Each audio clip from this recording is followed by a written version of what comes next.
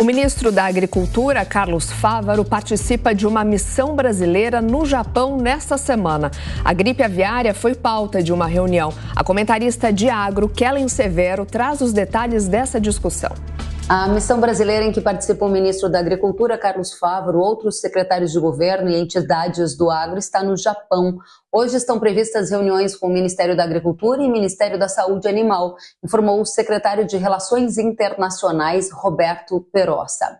Na pauta está a gripe aviária e o desejo do Brasil de que o Japão reverta a suspensão adotada nas compras de carne de frango de Santa Catarina e também do Espírito Santo, estados que registraram a doença em aves de fundo de quintal. O status brasileiro para a gripe aviária segue livre da doença na Organização Mundial de Saúde Animal, pois não há casos em granjas comerciais aqui no nosso país. Ainda assim, o Japão decidiu embargar as compras. Santa Catarina é o segundo maior exportador de carne de frango do Brasil, atrás apenas do Paraná. Já o Japão só perde para a China como o maior destino da nossa proteína de aves. O país também é o principal importador de ovos do Brasil. E só para você ter uma ideia, entre carne de frango e carne suína, o Brasil, ou melhor, o Japão, importou 238 mil toneladas de carne, gerando 490 milhões de dólares em receita apenas no primeiro semestre desse ano.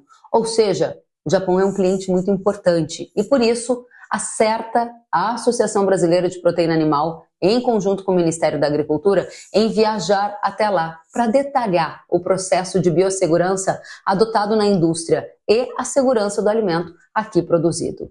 Atualmente, o Brasil possui 70 casos de gripe aviária em 7 estados. São eles Espírito Santo, Rio de Janeiro, Paraná, São Paulo, Bahia, Santa Catarina e Rio Grande do Sul, sendo 68 desses casos em aves silvestres e 2 em aves de subsistência, esses Espírito Santo e Santa Catarina. O vírus ele já circula pelo nosso território. E o pior cenário para o Brasil seria se o Paraná e os estados vizinhos registrassem casos de gripe aviária em granjas comerciais. Foi o que disse o Banco Citi em um relatório. Isso porque a região sul ela responde por 64% da produção de aves do Brasil e 78% das nossas exportações. O Banco Citi aponta que o Japão adotou um tom excessivamente cauteloso com a avicultura brasileira ao decidir embargar a carne sem a confirmação de caso em granjas comerciais. E ainda lembra que lá em 2022, quando os Estados Unidos relataram o primeiro caso comercial em granjas no estado de Indiana, a China, o México e a Coreia do Sul rapidamente restringiram as compras do estado americano. Ou seja, o agro brasileiro está em alerta. Afinal, a doença que causou a morte de milhares de aves no mundo já está no país e acontecimentos futuros em granjas podem ocorrer, ainda que a gente torça muito para que não ocorra. Assim, o risco de restrições adicionais virem dos nossos maiores clientes, caso isso se confirme. Mesmo que de forma regionalizada, os efeitos à cadeia de proteína e grãos podem sim ser significativos. Para o Jornal da Manhã, Kellen Severo. Pois é, né, Koba? Como disse a Kellen, o agro, de fato, em alerta. A gente trouxe esse destaque hoje ao longo do nosso jornal aqui, que o Rio Grande do Sul já decretou na sexta-feira estado de emergência em saúde animal. Agora, diante dessa medida, né, do Ministério da Agricultura em reverter o embargo do frango, seria, de fato, uma solução viável, positiva? Que o Ministério da Agricultura tem como ir lá e mostrar quais são os mecanismos de fiscalização e inspeção que são realizados aqui no Brasil e, neste caso da gripe aviária em especial, nós temos o destaque de que nós não temos casos, nenhum caso, inclusive, em granjas comerciais, que são aquelas as fiscalizadas pelo MAPA, né, Ministério da Agricultura, com os chamados CIFs, Serviços de Fiscalização, né, e Inspeção e Fiscalização.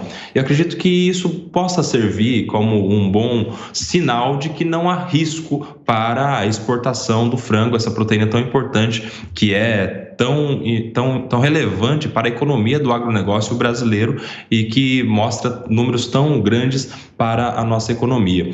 Nós tivemos um caso muito parecido recentemente com o caso da vaca louca, né, que foi um caso isolado. Nós tivemos inicialmente um embargo também e depois nós tivemos também a clara demonstração de que era caso isolado, que não colocava em risco toda a exportação. Acredito que o mesmo será feito agora em relação à gripe aviária. Nós não temos que correr esse risco de cessarmos a exportação.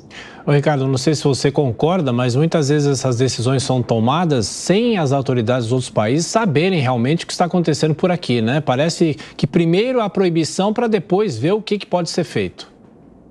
Exatamente, Tiago. Daí a importância da agilidade do Ministério da Agricultura em procurar o governo japonês e mostrar todo o processo de fiscalização, tranquilizando o governo japonês, que é o segundo maior importador da carne de frango do Brasil. Então o impacto é grande.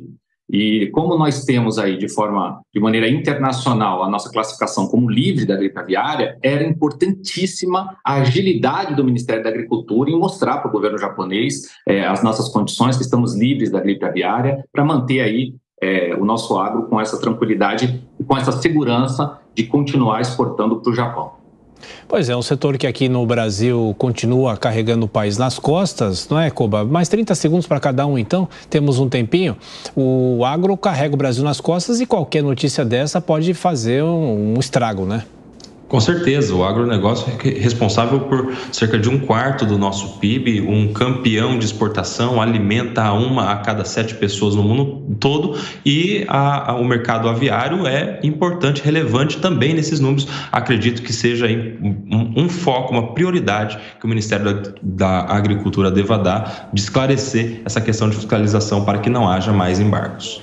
Ricardo, suas considerações finais? Isso, o agro brasileiro precisa de mais atenção do governo, mais agilidade, antecipando-se a esses possíveis problemas de embargos que possam acontecer por outros países. É um setor importantíssimo para o Brasil, então o governo tem que dar prioridade.